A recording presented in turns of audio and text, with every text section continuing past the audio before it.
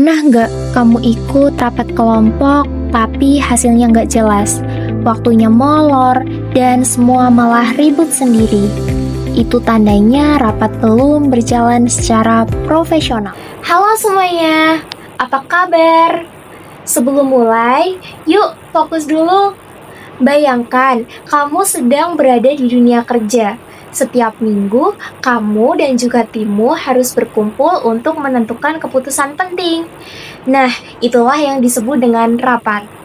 Rapat bukan hanya sekedar pertemuan, tetapi sarana untuk berkoordinasi, berbagi ide, dan juga memecahkan masalah bersama. Di era digital, rapat bisa dilakukan secara tatap muka maupun online. Nah, hari ini kita akan belajar bagaimana menyelenggarakan rapat profesional dengan cara yang efektif dan juga bermakna. Pengertian dan tujuan rapat. Rapat adalah kegiatan yang dilakukan oleh dua orang atau lebih untuk membahas dan mengambil keputusan atas suatu hal. Tujuan utamanya adalah untuk berbagi informasi, memecahkan masalah, dan membuat keputusan bersama. Dalam dunia profesional, rapat yang efektif bisa menentukan keberhasilan suatu organisasi. Selanjutnya, yang kedua, tahapan penyelenggaraan rapat. Agar rapat dapat berjalan secara efektif, ada beberapa tahapan penting yang harus dilakukan.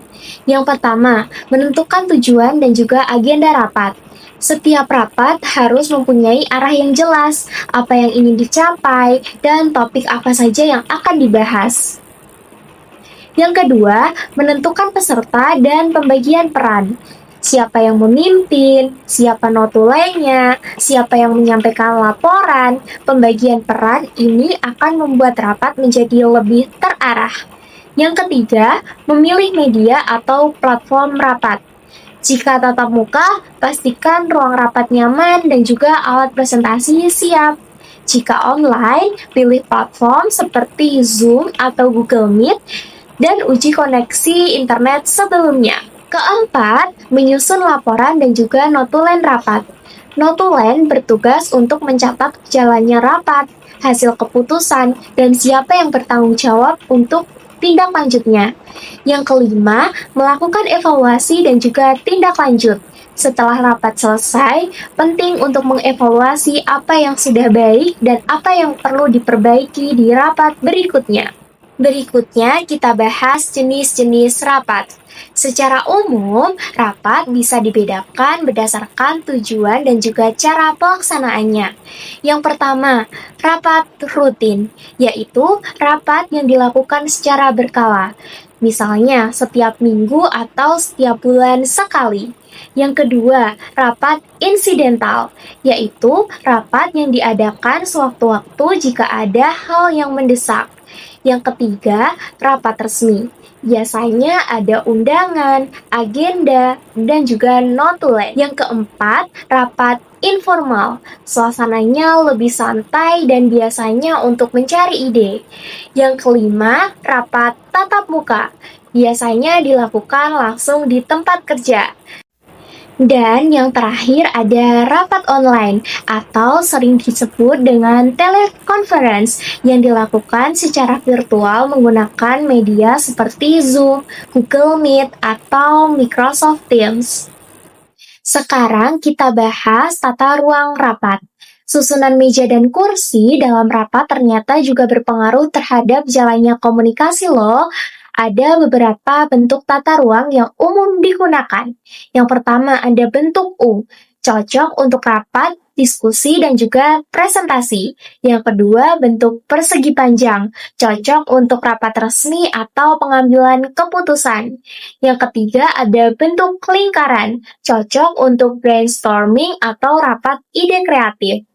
Selain bentuknya, kita juga harus memperhatikan tentang kebersihan dan juga kerapian ruangan, pencahayaan yang cukup, ketersediaan alat presentasi seperti layar, proyektor, dan juga papan tulis. Setiap rapat yang baik pasti menghasilkan laporan dan juga notulen. Nah, notulen ini adalah catatan resmi yang berisi waktu dan tempat rapat, daftar peserta yang hadir, agenda pembahasan, hasil keputusan rapat, dan juga tindak lanjut yang perlu dilakukan. Fungsi dari notulen ini adalah sebagai bukti tertulis bahwa rapat benar-benar dilaksanakan dan juga menjadi dasar untuk pelaksanaan hasil rapat. Sekarang kita masuk ke praktik rapat online menggunakan Zoom. Di era digital, kemampuan mengelola rapat secara virtual ini wajib dikuasai. Berikut langkah-langkahnya.